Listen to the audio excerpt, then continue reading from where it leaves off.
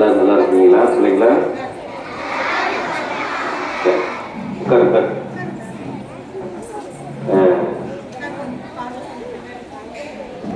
என்ன புரிஞ்சது இன்னைக்கு? என்னம்மா புரிஞ்சது? அன்பு,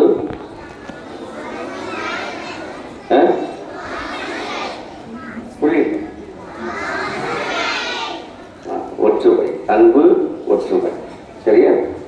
அன்போடு இருக்க வேண்டும், ஒற்றுமையோடு இருக்கணும் அப்படின்னு தான் இன்னைக்கு இந்த ப்ரோக்ராம் எல்லாமே அதுவாக இருக்குது.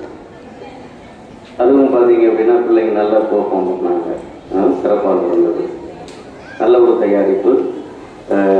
ஆசிரியர் பெருமக்கள், மாணவி செல்வங்கள், அதாவது 1ஆம் வகுப்பு, 2ஆம் வகுப்பு, 4ஆம் வகுப்பு, 5ஆம் வகுப்பு, ரைட்.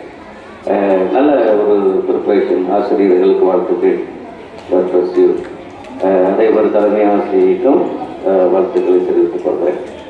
சரி, ஒரு ஷார்ட்டாக முடிச்சுடுறேன்னா, கவனி. ஒரு ஊரில் வந்து ஒரு பெரிய குளம், அந்த குளத்துல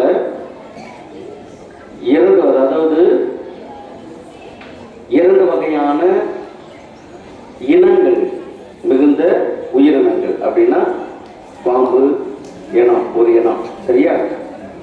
அதே போல மீன் ஒரு இனம் அப்படின்னு சொல்லிட்டு நிறைய இனங்கள் சேர்ந்த அந்த மீன், பாம்பு, தவளை எல்லாமே ஒன்றா வாழ்ந்து கொண்டு இருக்கிறது ஒரு பெரிய குளம். அந்த குளத்தில் எல்லோருமே அதில் வாழ்ந்துக்கிட்டு இருக்கிறாங்க, இல்லையா? புரிஞ்சுதா? எதெல்லாம் அந்த குளத்தில் வாழுது? மீன், பாம்பு, தவளை, அப்போ எல்லாம் இருக்கிற உள்ள இருக்கிற சின்ன சின்ன பூச்சிகள் எல்லாம் அதில் வாழுது, சரியா? ஒற்றுமையோடு வாழுது. அதில் சண்டைகள்லாம் அப்போ இல்லை. அப்போ ஒரு நேரம் என்ன ஆகுது அப்படின்னா மழை கம்மியாகுது, மழை இல்லை. கவனி, நான் கேட்பேன், சரியா? நான் என்ன சொன்னேன்னு கேட்பேன், கவனி. அப்போ மழை பெய்யலை, தண்ணி குறையுது, தண்ணி இல்லை, தண்ணி குறைஞ்சிருக்கிற பொழுது அப்போ ஒன்றா இருந்த மீன்கள், பாம்பு எல்லாமே வாழ்ந்தது. அதுக்கு இனத்தை போக்கி என்ன செய்யுது? சேர்ந்துக்கிறது. அப்போ பாம்பு இனம்னா பாம்பு இனம், மீன் இனம்னா மீன் இனம், தவளை இனம்னா தவளை இனம், சரியா? அது எல்லாம் ஒன்றா சேர்ந்து அதுகளுக்குன்னு ஒரு கவனி, அதுகளுக்குன்னு ஒரு இடத்தை பிடிச்சிக்கிறது. அந்த ஒரு குளத்துல எனக்கு இந்த இடம், உனக்கு அந்த இடம், அந்த இடம், இந்த இடம்னு சொல்லிட்டு பிடிச்சிக்கிறது. இப்படி வாழ்ந்துகிட்டு இருக்கிற தண்ணி குறைய திரும்பவும் என்ன ஆகுது? அது தண்ணி வத்துது. தண்ணி இல்லை, அந்த குளத்துல தண்ணி இல்லாத ஒரு சூழ்நிலைக்கு வர்றாங்க. அதுக்கு முன்பாக என்ன நடக்குது அப்படின்னா, ஒரே ஒரு விலாங்கு மீன் என்ன பண்ணுது? வேஷம் போடுது. இங்க 3 பேர் வேஷம் போட்டாங்க, தெரியுமா? என்ன வேஷம் போட்டாங்க? அன்பு, அறிவு, ஒற்றுமையா, செல்வம், அது மாதிரி வேஷம் போட்டாங்க. பத்தி அது மாதிரி அந்த விலாங்கு மீன் என்ன பண்ணுது? வேஷம் போடுது. இப்ப பாம்பு இனத்துக்கு அது வேஷம் போட்டு என்ன செய்யுது?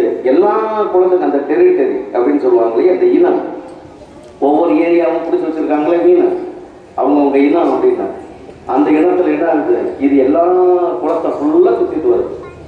ஆனா அந்த இடத்துல வாழ்ந்தவங்களுக்கு இந்த இடத்துல இருந்து அந்த இடத்துக்கு போக மாட்டார். எது? பாம்பு வேணா மீன் இடத்துக்கு போகாது. போனா சண்டை வரும், 2 சண்டை போட்டுக்கிறோங்க, ரைட்டா? அதனால யாருமே போறதில்லை.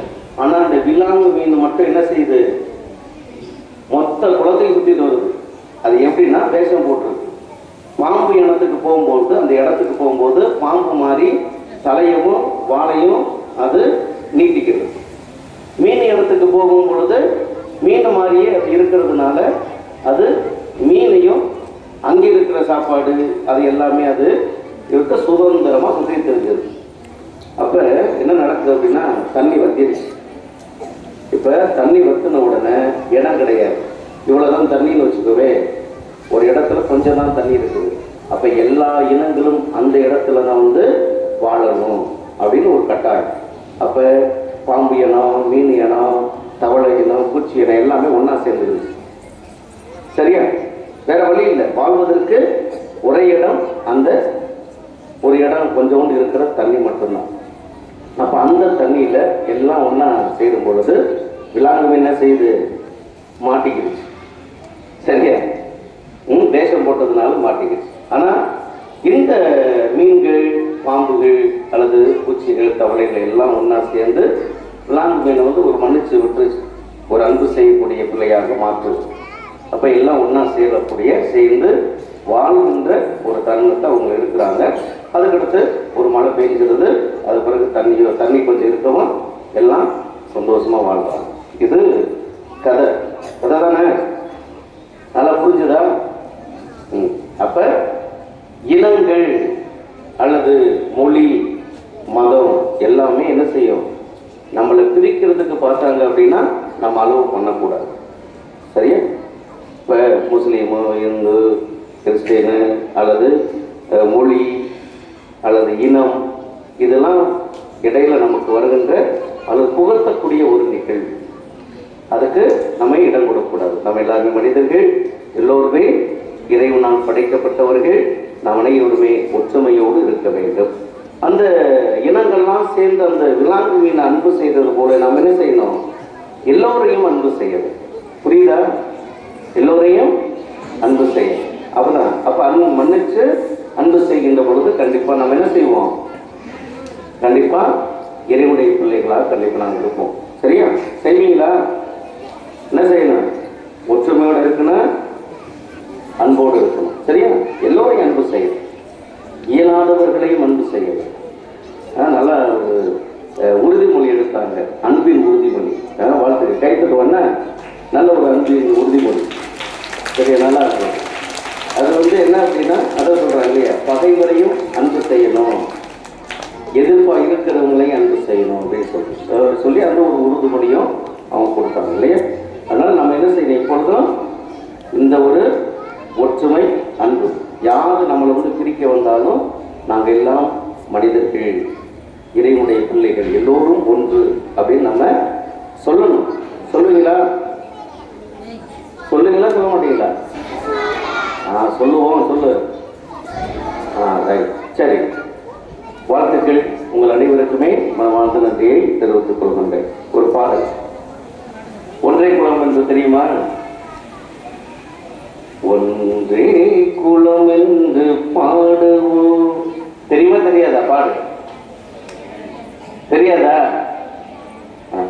ஒன்றே குலம் என்று பாடுவோம், ஒருவனே தேவன் என்று போற்றுவோம், அன்னை வடிவமாக அன்பு இதயமாக வந்து வழிகாட்ட வேண்டும் என்று வணங்குவோம், ஒன்றே குலம் என்று பாடுவோம். பாடுங்க பார்க்கலாம். ஒன்றே குலம் என்று பாடுவோம், ஒருவனே தேவன் என்று போற்றுவோம். பாடுங்க. ஒருவனே தேவன் என்று போற்றுவோம். வாழ்த்துக்கள். God bless you.